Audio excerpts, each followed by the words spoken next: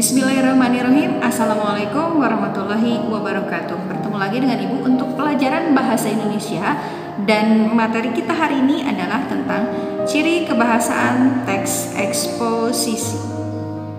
Seperti yang sudah Ibu paparkan sebelumnya, untuk struktur teks eksposisi mulai dari judul, tesis, argumen sampai dengan simpulan. Antara bagian satu dengan yang lainnya dalam struktur eksposisi ini tidak bisa dipisahkan dan membentuk satu kesatuan yang runtut dan sistematis sehingga bisa menyampaikan pendapat penulis tentang topik yang sedang dibahas di dalam teks eksposisi tersebut.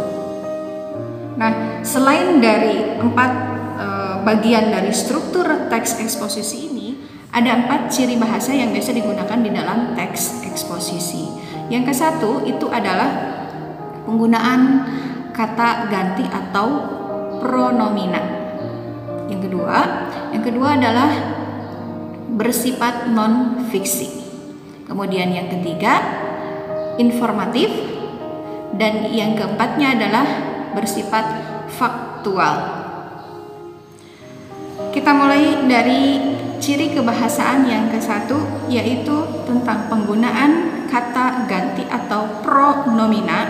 Nah, yang biasa digunakan adalah penggunaan kata ganti orang ke satu atau pertama, baik itu tunggal ataupun jamak. Untuk yang tunggal, yang biasa digunakan adalah saya, karena dengan menggunakan kata saya itu lebih formal dibandingkan dengan menggunakan aku, beta, atau ku saja gitu ya. Nah, sementara untuk yang jamaknya itu yang biasa digunakan kami atau kita. Oke, itu untuk ciri kebahasaan yang ke satu.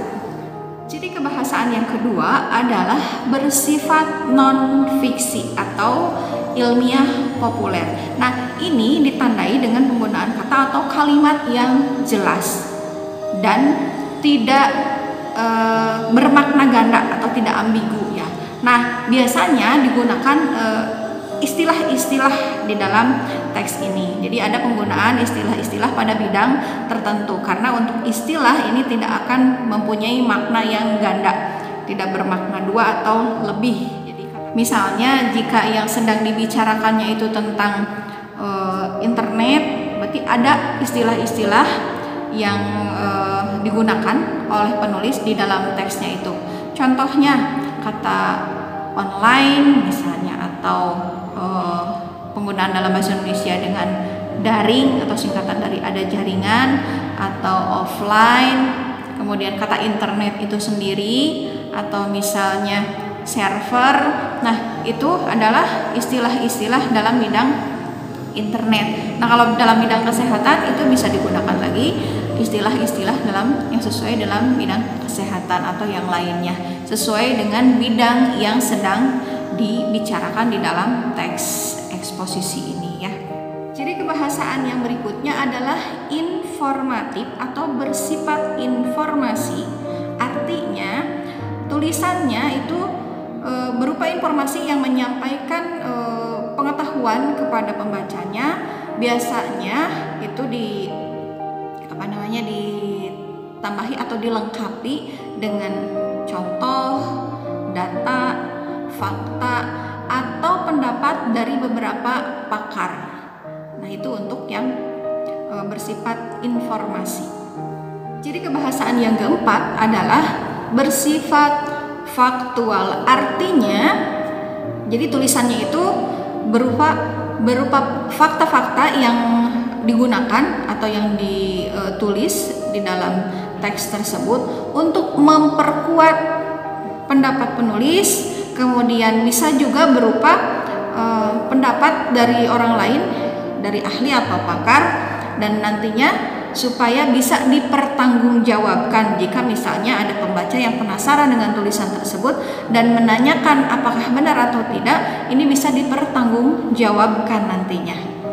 Perhatikan kalimat yang akan Ibu bacakan berikut ini ya.